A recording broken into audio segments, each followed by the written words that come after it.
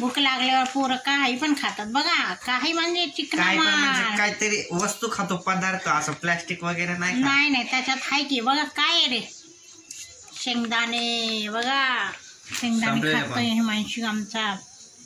आणि इथे बघती आमची तनिष्का मोबाईल, तिला सकाळपासून मोबाईलच नव्हता दिला मित्रांनो, मग ती आता बघतीये मोबाईल. तर चला मित्रांनो, इथे चाललाय माझा स्वयंपाक. हिमांशूनी बघा ज्यूस पिऊन घेतात आणि भांडे मला ठेवायला ठेवतात इथे, मम्मी उचल. तर चला मित्रांनो, इथे चाललंय माझं आता थोडेसे हे पीठ भिजवलेले आहे, याचे 2 थालीपीठ करणार आहे. इथे टाकलेली खिचडी, मस्त मुगाची तुरीची डाळीची मस्त खिचडी केली, पातळ घोटून केल्यासारखी करणार आहे मी. म्हणजे खिचडी म्हटलं तर थोडी पातळच करायची, तर छान लागते. खिचडी केली आहे. आज स्वयंपाक करायला मला खूप उशीर झाला. मी गेलती बाहेर म्हणजे कुठेतरी कामाला गेलती मी, म्हणून मला उशीर झाला. मैत्रिणीकडे गेलती म्हणून मला तिकडे उशीर झाला. म्हटलं जाऊ दे, आता 8:15ला घरी आले. 8:15 झाले. काम होतं त्यासाठी गेलती असं बोलतात. बरं काय काय काय एक काम होतं त्यासाठी गेलती. आमच्या हिमांशीला सगळे गोष्टीचं सोल्युशन असतात. बघा शेंगदाणे बघा कसं खाते, वर फेकतो. खाल्लं होतं का हिमांशीच्या आजोबांनी की मम्मीने खाल्लं होतं असे शेंगदाणे? उद्यापर्यंत असं करत राहील.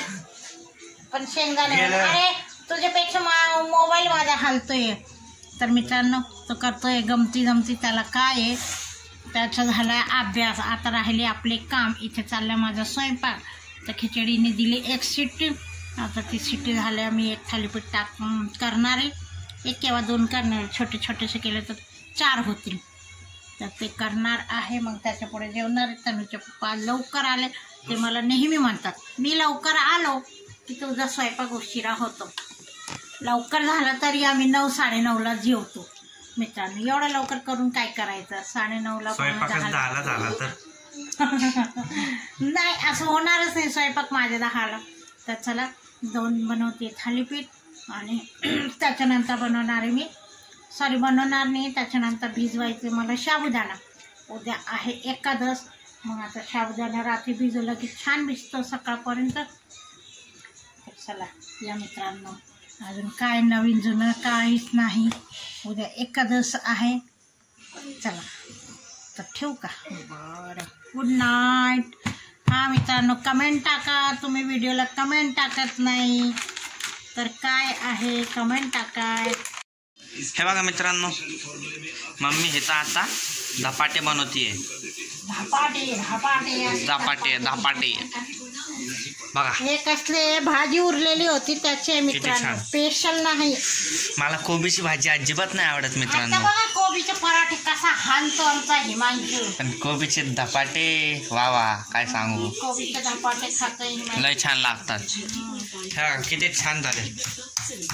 त्यात मुगाची डाळ होती, छान लागतात. गरम आहे बघा.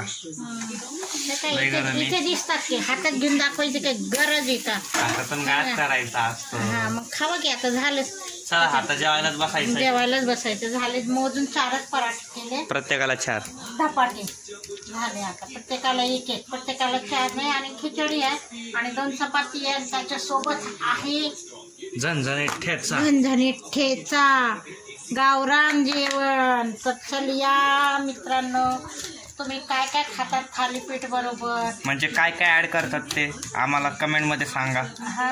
ज्यांना आम्ही तर जे भाजी डाळ जे काय उरल ते ऍड करतो. सगळं करून टाकते, पौष्टिक होऊन जातं माझं थालीपीठ.